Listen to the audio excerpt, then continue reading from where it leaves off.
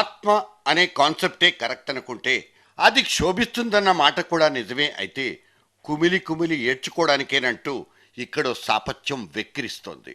అన్నగారి ఆత్మ గౌరవ నినాదం కాలి బూడిదైపోతుంటే అక్కడొచ్చే పాడు పొగలకు మన కళ్ళన్నీ బైర్లు కమ్మేస్తున్నాయి. ఢిల్లీ నడివీధుల్లో కనిపించిన దిక్కుమాలిన దృశ్యం ఒకటి సగటు తెలుగువాడి కడుపును కాలబెట్టేస్తోంది, గుండెల్ని కూలగొట్టేస్తోంది.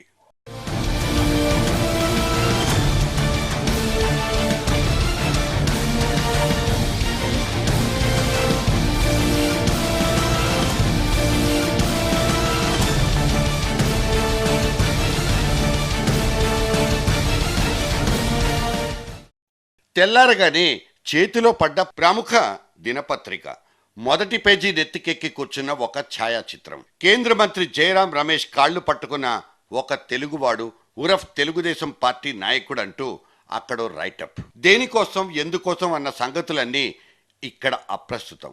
నిరసన రీతుల్లో ఇది కూడా ఒకటంటూ అక్కడ వినిపించే సమర్థింపులు మనకొద్దు.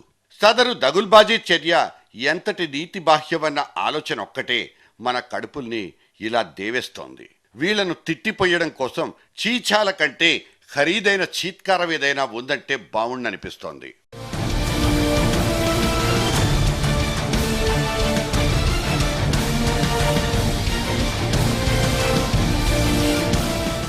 అక్కడ కాళ్ళు పట్టుకుని కెమెరాలకు ఫోజులిచ్చిన పెద్ద మనిషి ఊరు పేరు ఏదైనా కావచ్చు, ఎంత రాజకీయం చదువుకున్నాడు, ఎన్ని పదవుల్ని వెలగబెట్టాడన్న డీటెయిల్స్ ఇక్కడ లేకపోవచ్చు. అతని వాదం సమైక్యమా లేక ఇంకోట అన్నది మనకొద్దు. కానీ అది బతిమిలాడుకుంటే జరిగే పని కాదని, పోరాడి మాత్రమే సాధించుకోవాలని కనీసం ఇంగితం ఎందుకు లేకపోయిందంటూ అతడికి ఓట్లేసి ఢిల్లీ దాకా సాగనంపిన తెలుగు జనాభా సిగ్గుతో తలదించుకునే ఉండిపోయింది.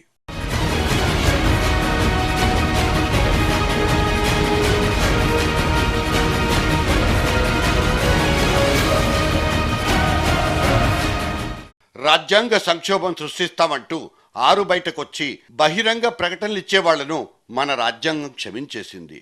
తరిమి కొడదాం, లా అండ్ ఆర్డర్ని లేకుండా చేస్తామని తొడగొట్టిన సందర్భాల్ని మన ప్రభుత్వాలు దాదాపుగా ఉపేక్షించేశాయి. ధర్నాలకు రోకోలకు పర్మిషన్లిచ్చి మరీ సాగనంపుకున్నాం. రైళ్లు ఆపినప్పుడు, కరెంటు తీసేసినప్పుడు, స్కూళ్లు మూసేసినప్పుడు, చివరకు బస్సులు తగలబెట్టుకున్నప్పుడు అన్ని రకాల కష్టాల్ని పంటి కిందే నొక్కి పెట్టుకున్నాం.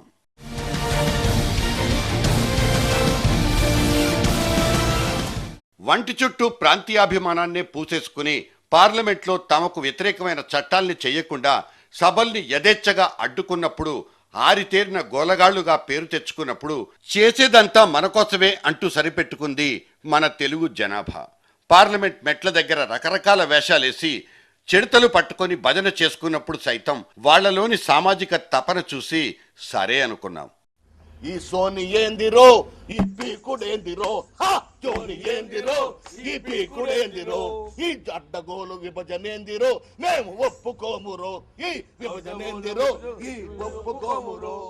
పుట్టినరోజంటే విష్ చేయడానికంటూ పుష్పగుచ్చాలు పట్టుకుని 10 జన్పద్ బయట క్యూలో నిలబడ్డ మన తెలుగు నాయకుల గుంపును చూసుకున్నాం. మేడం దగ్గర మోకాళ్ల మీద వంగి కూర్చున్న ముఖ్యమంత్రుల్ని భరించుకున్నాం. హైకమాండ్ నుంచి ఊడిపడ్డ ఒక గూఢచారి పొట్టలో దూరిపోయి మెలికలు తిరిగిన మన సత్యబాబు గుర్తున్నాడు.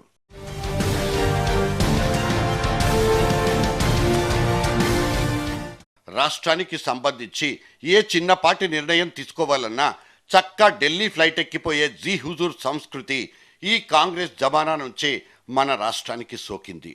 భక్తి పారవస్యం అనేది పైకి ఎగబాకి నచాళం దాకా ప్రవహించిపోయినప్పుడు ఇదే సోనియాకు గుడి కట్టుకున్న వాళ్ళు మన దగ్గరే ఉన్నారు. ఇంకోవైపు సమాధులు మొలిసిన హతవిధి అనుకున్నాం. నమ్మకాలు విశ్వాసాలనేవి వాళ్ళ వ్యక్తిగతం.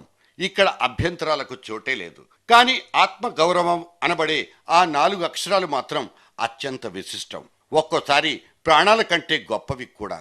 కోట్లాది మంది ప్రజానీకానికి ప్రతినిధులుగా తెలుగు ఆత్మ గౌరవాన్ని కాపాడాల్సిన బాధ్యత నాయకుల మీదే ఉంది, ఉండాలి కూడా.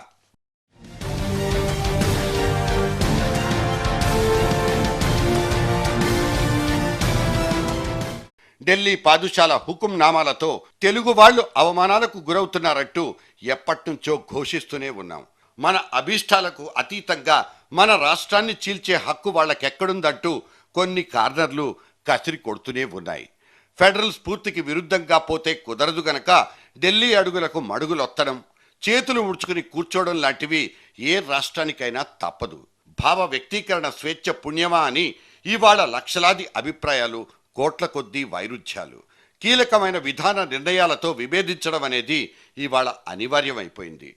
అటువంటి నిరసన రీతుల్లో ఇది కూడా ఒకటి. తీరులు వేరైనా తీరం ఒక్కటే. సమస్యను ఎత్తి చూపెట్టాలన్నదే మా ఏకైక తాపత్రయం అంటూ పరాయి కాళ్లకు అతుక్కుపోయే ఇటువంటి పాడు పనిమంతుల్ని దేన్ని పెట్టి కడగాలో తెలీదు.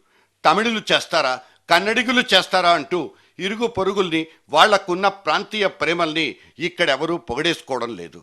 కాకపోతే ఇవాల్టి ఈ వెకిలి చర్య తెలుగువాడికి ఒక మకిల్నైతే అంటగట్టింది. జాతి మొత్తాన్ని ఒంటి చేత్తో ఆడించిన కాంగ్రెస్ పార్టీనే ఒక్క పిడికిటి దెబ్బతో మట్టి కరిపించిన చరిత్ర మన తారక రాముడిది. తెలుగువాడి ఆత్మ గౌరవాన్ని, దాని సుగంధాన్ని, సౌందర్యాన్ని, సౌరభాన్ని ఢిల్లీ దాకా వ్యాపింపజేసి చెయ్యెత్తి జైకొట్టిన చరిత్ర తెలుగుదేశం పార్టీది. కానీ ఆ తెలుగుదేశం మొత్తాన్ని రెండు కాళ్ల దగ్గర తాకట్టు పెట్టేసిన ఈ ప్రబుద్ధుడి గురించే మనం ఇంత చర్చ పెట్టుకున్నామా? వద్దు. ఇక్కడ తెలుగు అక్షరం సిగ్గుపడిపోతోంది.